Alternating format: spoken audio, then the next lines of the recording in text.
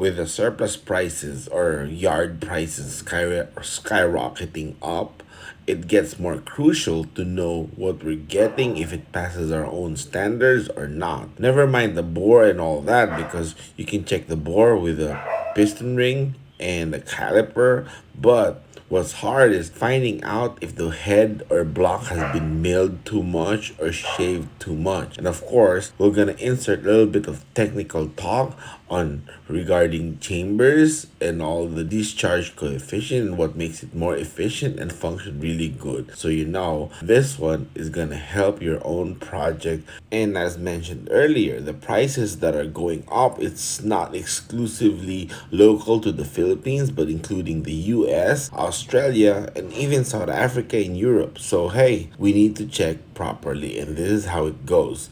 Let's go.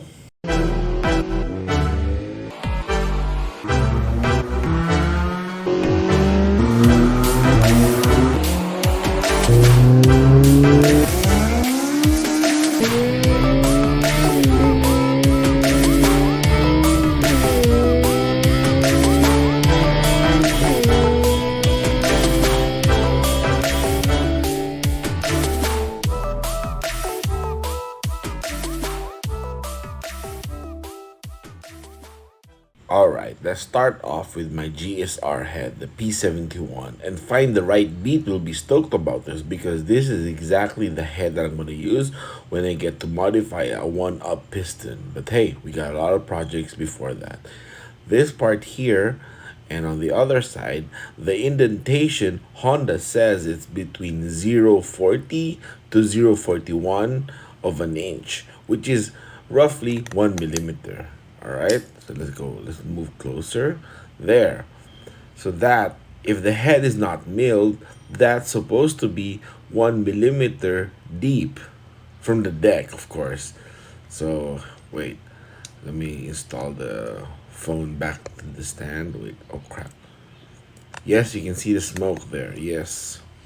All right, now we'll use the dial gauge to show you guys if this has been milled or not. Because remember, it's 0.040 to 0.41 on average, the depth. All right, let's go. Okay, now we put the dial gauge. This is why we always have this dial gauge and stand on the desk, because you know, you can never be too ready all the time, because you might have to check something and you got it handy. Okay, we zero the gauge. All right, wait, oh, yet. Okay, there. Okay, it's 0. Now we move just the head, not the stand, just to, you know, just to be a little bit accurate. But this is just to check. Oh, there. Okay, that's, wait, 1, 2. Okay, so it's 0.025 deep. That means this has been milled. If we deduct the value from 0.041, that's 0.015 of an inch, or 0.38 millimeter, which is kind of like a factory service limit or range. You know, like for example, if this is a stock head and it was maintained by the dealership, this is normal, not when it's milled 1 millimeter or 0.040 or even 2 millimeter. That's crazy. That's next to junk. But let's go back earlier. Here we can show you the exact details or figures from the dial gauge. Here it's 10, 20, 25. So that's how you check it. And of course, we're gonna show you later a little solution. Okay, now we put the dial gauge aside. Okay, next one is a P75 CRV head, and thankfully we haven't sent this yet to Quezon province. The owner wishes to be not disclosed, so hey, he paid us good, so hey, no need to disclose the owner, right? We respect that. Now here is the P75 CRV head that we did a while ago. And you can actually click here for the video of this, or we'll have the link in the description below. Yay. It's getting ready to be sent to Quezon province. Hey, it's gonna be good. Okay, now we move the dial gauge up close to the position. Oh crap, it's too high. We gotta adjust this now. Wait, loosen this. Oops, sorry about that. The robotic arm or the robot arm got too soft, so let's try it again. All right, go straighten it up. All right, there. Okay, and then we have to zero it. This way we start from the proper numbers. All right, there. Okay, now we'll try to move the head, not the stand. This way we try to read it as accurately as possible, although this is just a guesswork or an estimate. Okay, let's move this. Let's check. Okay, there. All right. Okay, wait, let's do it again. Remember, it's 0.040, right? So it's 1, 2, 3, 4, but it's pretty close. But let's double check again. It never hurts to measure twice than just once. All right, let's go zero this properly. All right, there. Okay, now we move the head once again.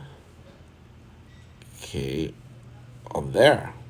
Yep, it's 0.040. And remember, the factory numbers are this. Here you see, let's move it closer. And you can see it's 0.040, 10, 20, 30, 40. So it's between 0.040 and 41. So that's factory. And it's not been milled before. So that's how you basically get an idea if the head has been milled before or whatnot. So now let's put aside this dial gauge and the head. And now we're going to show you how to check it on the bottom end or the block. Let's go. Here we are.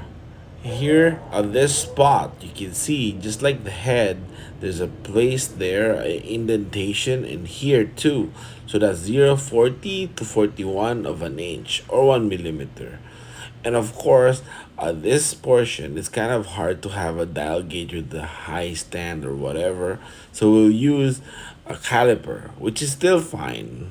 After all, you're not machining for accuracy. You're simply checking if it's milled or not milled, because we know all sellers will always say, oh, it's fresh, like new and whatnot. But as soon as you get it home, you start seeing problems. Hey, this avoids a lot of complications and whatnot and headaches. And here we get my trusty caliper. Can go on the spot. It's actually okay or better if you use a digital caliper, but hey, we're just seeing if it's milled or not for accuracy. Oh, the block is moving, sorry. Alright, look, it's 1 millimeter or obviously 0.040. So hey, the block has not yet been milled. Let's zero that out and check on this side. Alright, look, see, 0.040. So the block has not yet been milled, or if it was just skimmed to be flat. And all Honda blocks and even heads have this. And look at here on the K24, you still have that indentation right there, and on the other side there. So when you get a surplus or from the yard a cylinder head or block, you can check it this way. You don't really have to bring a dial gauge and a magnetic stand for that. A simple caliper will do. A digital one might help better, but even the mechanical caliper like mine that is not digital will still do the job as long as it's accurate and it's a good brand. The plastics won't work, but for the first time. I mean, then it gets quickly worn out and then the measurements are no longer accurate. So let's go. And now we have a K24 RBB head that's bound to Australia to our customer. And we're going to show you here, we can't really use the dial gauge because of the ignition tube or the pipe that's sticking out. Unless we have a hole in our desk, but we don't have that. So we're going to do it this way and show you that even a caliper can actually let us know if it's actually resurfaced or not. Here's the dot. You can see it's supposed to be 0.040 to 0.041 of an inch. So let's check the caliper. Where is it? There. Okay, we're gonna zero it out based on the indentation. Okay, there. All right. Now let me try to show you. There.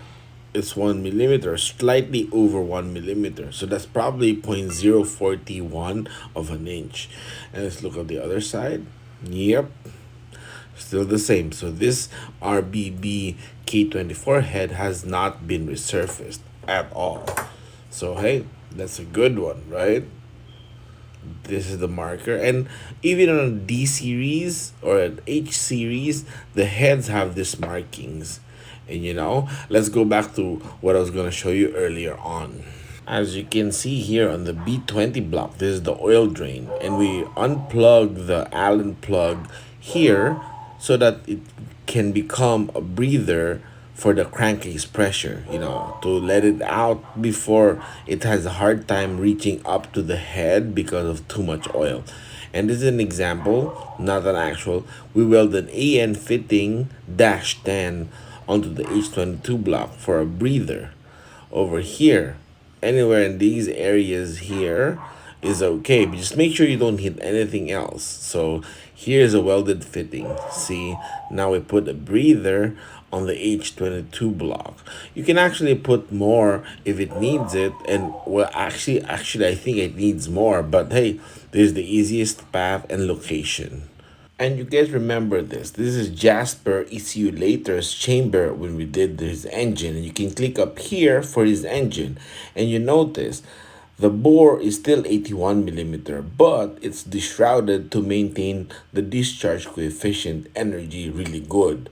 That's not like, you have to hog it out and deshroud it just because the bore is bigger. When you think about it, how many B20 or 2 liters that run a B16 or GSR head that made tremendous power? Those were not fly cut to increase bore size, but you can trust me, it had good chamber work. And what's interesting is this. This picture coming up is Larry Widmer's excellent work at Endyne. This is one of his artwork for the K series that runs at least an 89 or 90 bore. You see this area, it's actually taking care of the discharge coefficient. This way, the energy from the intake port going into the chamber is still extensively good. And you know what? Jeremy Lukovsky of Drag Cartel has proven that this works. They're crazy fast. Interesting, right? And this is the chamber. So when you think about it, just because you run an 84 bore does not mean you need even that big, without taking into account the discharge coefficient. So whenever people say that, that's half the story. You gotta research more and understand better. And as earlier on, we talked about dyno sheets or how to read dyno sheets in the VTI video that you can click up here. Here's an old one. We did this around 2007 or 2008, I cannot remember, but this was done for a fellow named Anthony from Honda Club. This is a stock type R B18C. We just ported the head. This actually runs a Mugen airbox. No velocity stack. It actually ran a filter and a Mugen twin loop. So when you think about it, that's 192.8 wheel horsepower on a full filtered setup on full exhaust. That is crazy, right? And that's when you see it's making power, because others will do this on open exhaust. Ram air uncorrected at 3 a.m. And we did this in 2008, way back, with a corrected reading